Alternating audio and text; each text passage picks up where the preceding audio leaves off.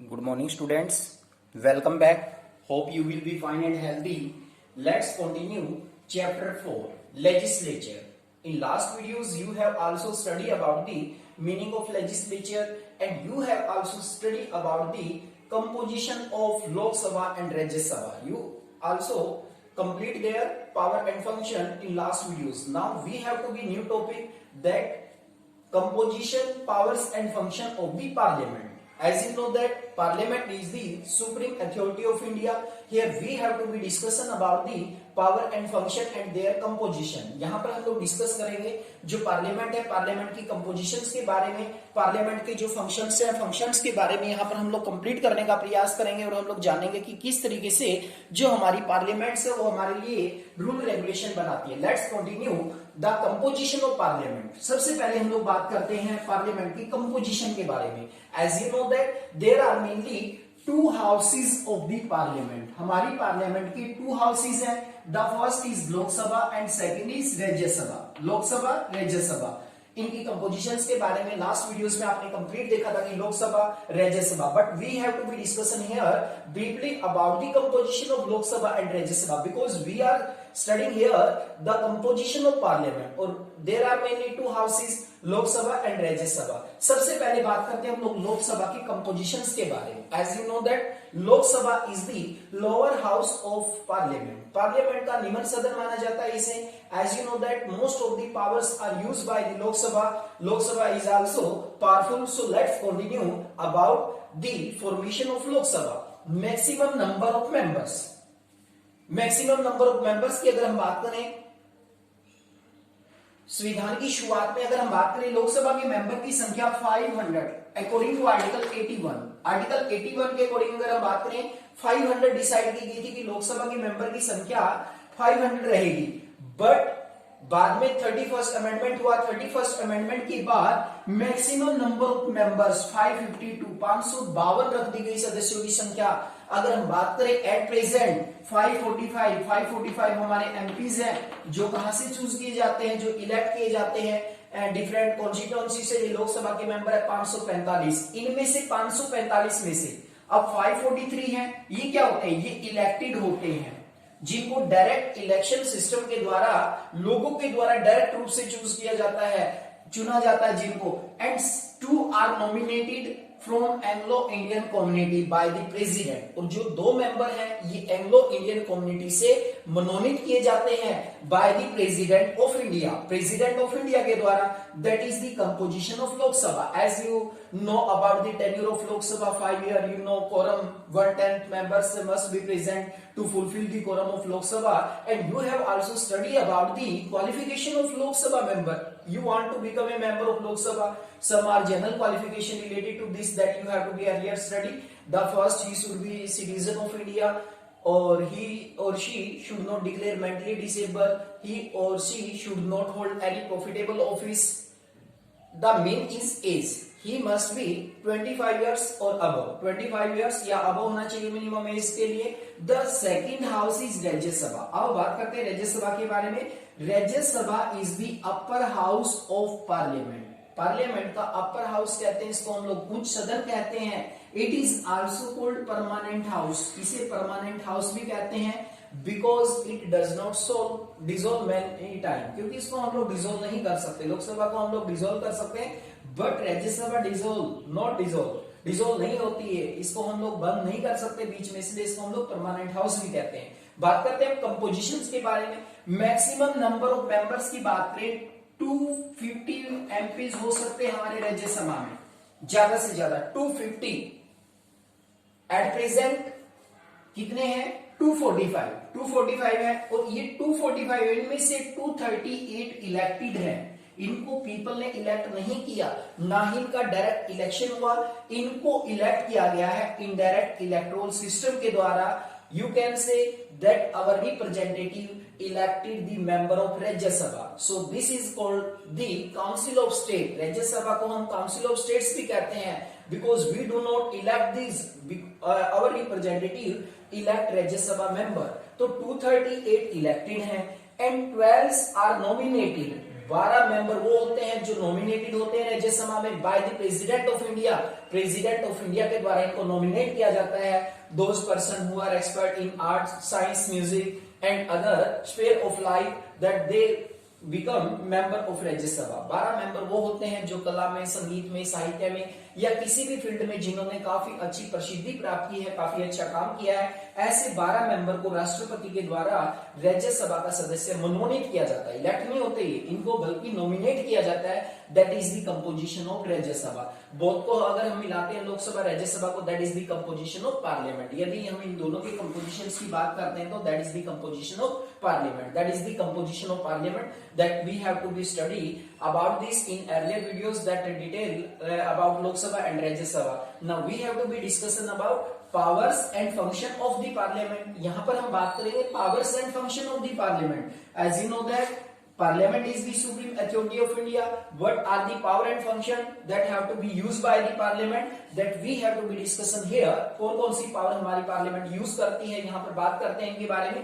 The first is legislative power, यानी कि विधायी शक्तियां, कानून बनाने संबंधी शक्तियां। लेजिस्लेटिव का मतलब कहीं ना कहीं फॉर्मेशन ऑफ लॉ से रहता है, कानून निर्माण से रहता है। कहीं ना कहीं जो कानून बनाने का काम किया जाता है, फॉर्मेशन ऑफ लॉ का जो काम किया जाता है, वो हमारी लेजिस्लेटिव पावर्स में आता है। और सारे के सारे जो हमारे लॉ होते हैं वो हमारी पार्लियामेंट के द्वारा बनाए जाते हैं। मेनली अगर हम बात करें लोकसभा राज्यसभा मिलकर, मतलब जनरली जो कानून होते हैं ज्यादातर वो कानून बनाने का काम करती है। बात करते हैं हम लोग लिस्ट की, यानी कि जो ज्यूरिडिक्शन ऑफ पावर्स की अगर हम बात करें तो हमारे संविधान में 4 लिस्ट दी गई है। सबसे पहले यूनियन लिस्ट। यूनियन लिस्ट पर हमारी पार्लियामेंट कानून बनाती है। Second is state list. State list को छोड़ दीजिए, स्टेट लिस्ट में जो सब्जेक्ट्स होते हैं उन पर कानून बनाने का अधिकार स्टेट्स गवर्नमेंट के पास में होता है, यानी कि स्टेट गवर्नमेंट के ज्यूरिडिक्शंस में आती है state list. And next is concurrent list. In this list that the parliament, you can say the central government or state government both make laws, but the final decision in any case of dispute is the central government. You can say the parliament. Parliament के पास authority ज्यादा, government दोनों मिलकर कानून बनाएंगी। यहाँ पर central government भी, state government भी, लेकिन जो पावर्स है वो किसके पास ज्यादा रहेगी? वो पावर ज्यादा रहेगी हमारी लोकसभा के पास। दैट इज लोकसभा के पास कह सकते हैं आप लोग, पार्लियामेंट के पास कह सकते हैं।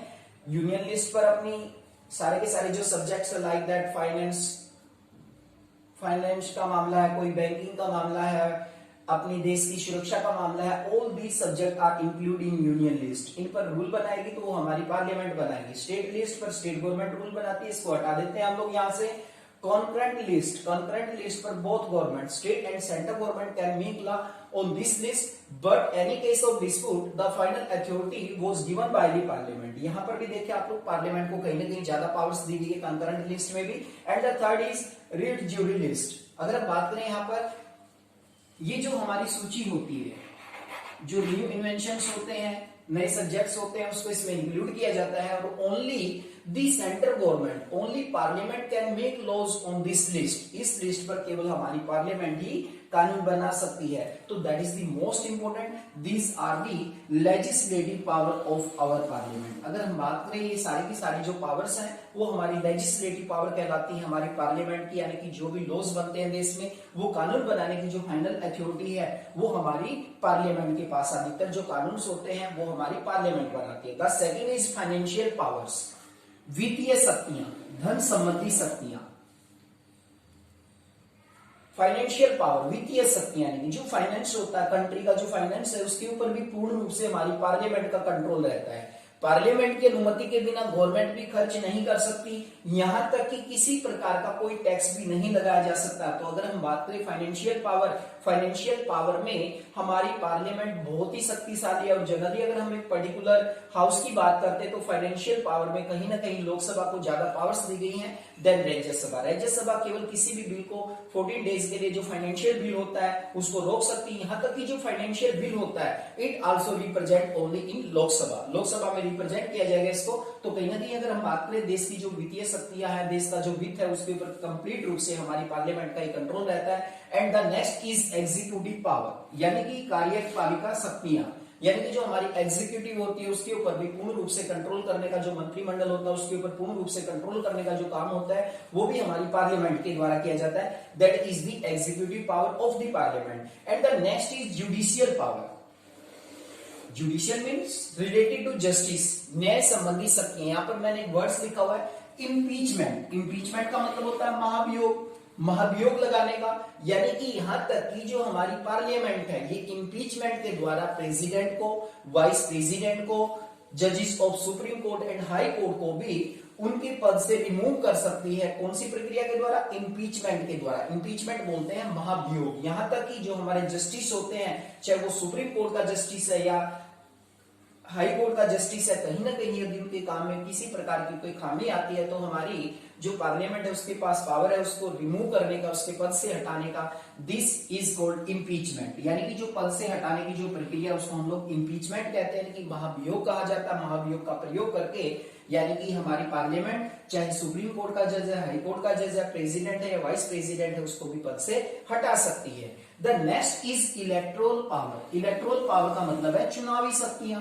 Related to elections you can say our parliament can take part in the election of president and vice president. President होता है या जो वाइस प्रेसिडेंट होता है उसके भी चुनाव में हमारी पार्लियामेंट भाग लेती है। That is most important electoral power. यानी कि चुनाव संबंधी शक्तियां प्रेसिडेंट और वाइस प्रेसिडेंट के चुनाव में भी भाग लेने का अधिकार होता है हमारी पार्लियामेंट के पास। That is the most important electoral power. The next is power regarding amendment of the constitution. यानी कि संविधान संशोधन से संबंधित शक्तियां। आप लोग जानते हैं कि हमारा संविधान है वो कहीं ना कहीं जनरली हम लोग बात करें उसमें कहीं ना कहीं फ्लेक्सिबिलिटी रखी गई है। और फ्लेक्सिबिलिटी का मतलब ये है कि हम अपनी आवश्यकता के हिसाब से संविधान में अमेंडमेंट करते रहते हैं। आप लोग जानते हैं कि हमारे संविधान में बहुत सारे अमेंडमेंट हो चुके हैं रिक्वायरमेंट के हिसाब से। तो ये सारे के सारे जो अमेंडमेंट होते हैं, सारे के सारे जो संविधान संशोधन होते हैं, संविधान संशोधन करने की भी जो पावर्स होती है वो generally also lies in the hand of the parliament. Parliament के हाथ में होती है। यदि कोई भी अगर हम बात करें जनरली कोई संशोधन करना है तो that main power also lies in the hand of the parliament.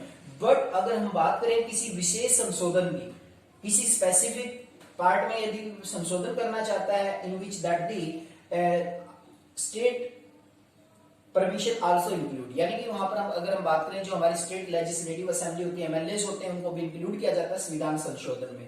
And miscellaneous power, विशिष्ट शक्तियां, कुछ विशेष शक्तियां भी हमारे संविधान में अगर हम बात करें कुछ विशेष शक्तियां भी दी गई हैं हमारी पार्लियामेंट के पास। यानी कि जो पार्लियामेंट होती है वो देश के बारे में डिसीजन ले सकती है। कहीं ना कहीं जो पार्लियामेंट्स होती है उसकी मिसलेनियस पावर्स भी उसको दी गई है। कहीं ना कहीं वित्त संबंधी अगर हम बात करें फाइनेंशियल जो डिसीजन होते हैं कंट्री के, या in case of emergency that our parliament can take any decision, this are also called miscellaneous power.